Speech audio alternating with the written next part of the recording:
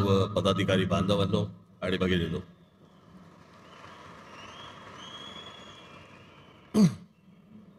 सर्वप्रथम मी आपणा सर्वांना या दिवाळीच्या मनपूर्वक शुभेच्छा देतो.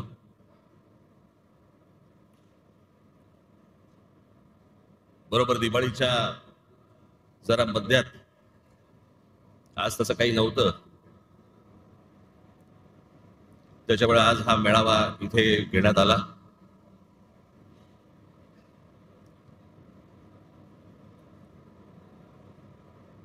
हा जरा तातडीचा मेळावा, हा तुम्हाला सर्वांना बोलून घेण्याचा कारण, अरे आवाज मागचा बंद होईल का रे?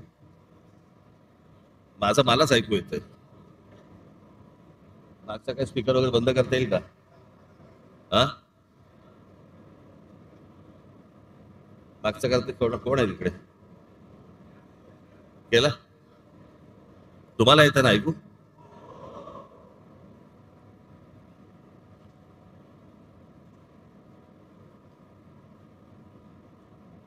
यावेळेची जरा जेव्हा लागेल तेव्हा आणि जेव्हा आपण ठरवू तेव्हा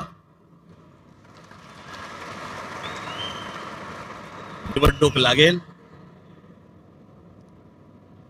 ज्या प्रकारचा सगळा गोंधळ सुरू आहे मतदार याद्यांमध्ये, हा आत्ताचा नाहीये, हा गेल्या काही वर्षांचा आहे.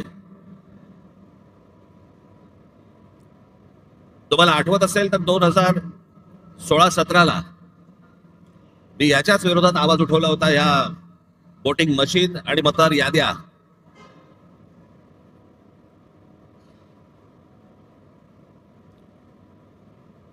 त्यावेळेला आपल्या MIG क्लबमध्ये तिकडे पत्रकार परिषद पण झाली होती, सगळ्या पक्षाचे सगळे लोक पण तिकडे आले होते.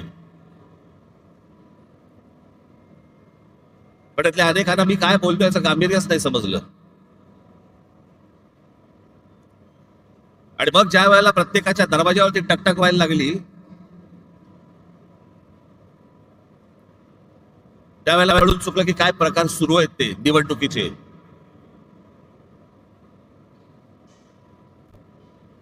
आताही बघा, गेली विधानसभा झाली, 232 आमदार निवडून आले. 232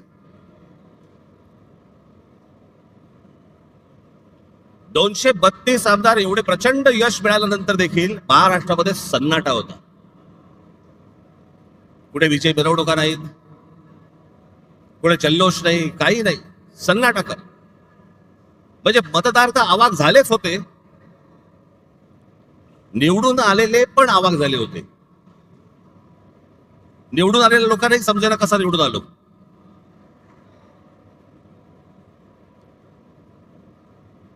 आणि मग सगळ्यांनाच कळलं की कशा प्रकारच्या निवडणुका चालल्यात या देशामध्ये, कशा प्रकारचे विजय प्राप्त होत आहेत, कशा प्रकारचं यश मिळत आहे.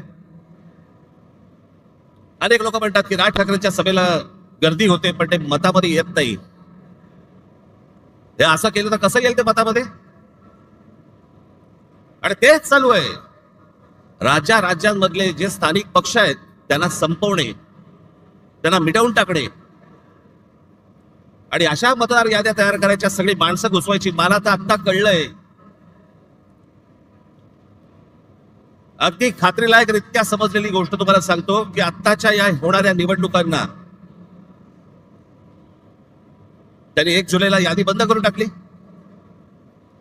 त्याच्या अगोदर काही काम, म्हणजे विधानसभेला तर होतेच भरलेले, त्याच्यानंतर जवळपास 96 लाख खोटे मतदार महाराष्ट्राच्या यादीत भरलेत.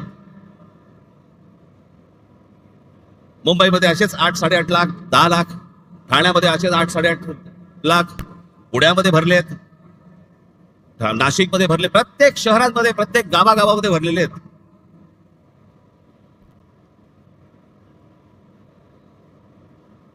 अशा निवडणुका होणार आपल्या देशात.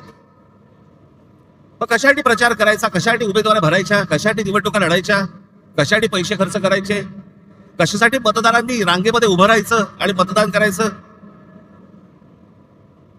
अशा प्रकारच्या निवडणुका जर होत असतील तर हा संपूर्णपणे या महाराष्ट्रातल्या आणि देशातल्या मतदारांचा अपमान आहे.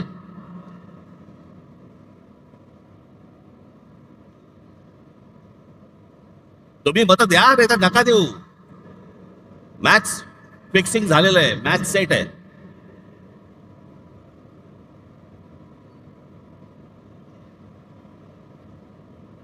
अशा महाराष्ट्रामध्ये निवडणुका होणार. हे कोणत्या प्रकारचं षडयंत्र, ही कोणत्या प्रकारची लोकशाही आहे? आणि नंतर सांगायचं नाही नाही ह्यांचा एकही आमदार निवडून नाही आला, ह्यांचा एकही खासदार निवडून नाही आला. अरे येईल कसा?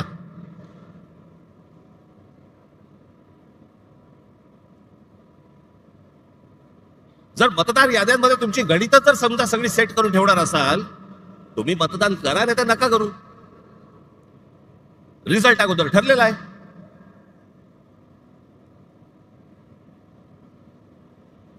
आणि आम्ही जे निवडणूक आयोगावरती बोलतोय, निवडणूक आयोगाला ह्या याद्या सुधारा म्हणून सांगतोय, मला समजत नाही सत्ताधारी पक्षाचे लोक का चिडतायत. लागतंय ना कुठेतरी.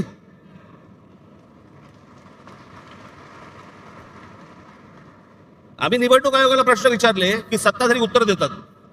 तुम्हाला कोणी विचारलं?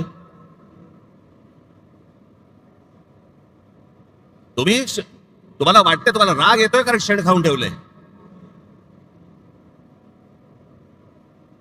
सगळ्यांना माहितीये, महाराष्ट्रातल्या अगदी गल्ली गल्लीमध्ये सगळ्यांना माहितीये की सत्ता कशी आली, ती कशा प्रकारची सत्ता आणली जात आहेत, कशा प्रकारचं राजकारण सुरू आहे.